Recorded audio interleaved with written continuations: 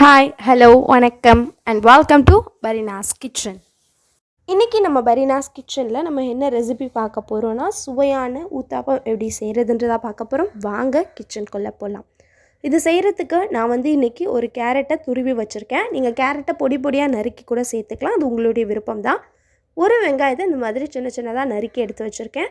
இது கூடவே கொஞ்சமாக நான் இட்லி பொடியும் எடுத்து வச்சுருக்கேன். அடுத்து நம்ம தோசைக்கல்லை காய வச்சு எடுத்துடலாம்.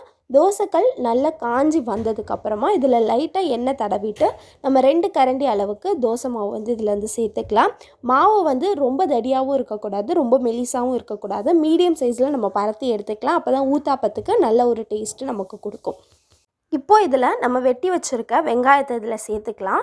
வெங்காயம் ஊத்தாப்பத்துக்கு நிறைய சேர்த்தா தான் அதோடய டேஸ்ட் நல்லாயிருக்கும். அதனால் நம்ம வெங்காயம் நிறைய சேர்த்துக்கலாம். வெங்காயம் சேர்த்ததுக்கப்புறம் நம்ம துருவி வச்சுருக்க கேரட்டும் நம்ம சேர்த்துக்கலாம். கேரட் நிறைய சேர்த்துக்கலாம், அதுவுமே நல்ல ஒரு டேஸ்ட் நமக்கு கொடுக்கும். அடுத்து இதில் நம்ம எடுத்து வச்சுருக்க இட்லி பொடி சேர்த்துக்கலாம். இட்லி பொடி எல்லா இடத்துலையும் ஸ்ப்ரெட் ஆகிற மாதிரி நம்ம சேர்த்து விட்டுட்டு இதில் நம்ம நெய் சேர்க்கணும். நெய் இல்லைனா எண்ணெய், நீங்கள் உங்கள் விருப்பமான எது வேணாலும் சேர்த்துக்கலாம். நான் இன்றைக்கி எண்ணெய் சேர்த்துருக்கேன். நல்லா கிறிஸ்பியாக வரதுக்காக ஒரு 2-3 ஸ்பூன் வெளியில் ஊற்றிட்டு உள்ளே ஒரு 2 டீஸ்பூன் அளவுக்கு ஆயில் நம்ம சேர்த்துக்கலாம்.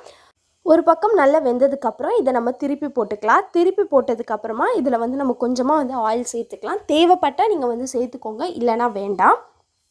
இதை சேர்த்துட்டு அந்த கேரட் வெங்காயம் எல்லாமே அந்த பொடியெல்லாம் சேர்ந்து நல்ல ரெட்டிஷ் கலரில் வர வரைக்கும் வேக வச்சு எடுத்துக்கோங்க.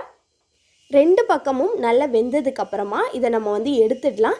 அவ்வளோதான், பாருங்கள் எந்த அளவுக்கு சூப்பராக வந்திருக்கு அப்படின்னு சொல்லிட்டு நம்மளுடைய ஊத்தாப்பம்.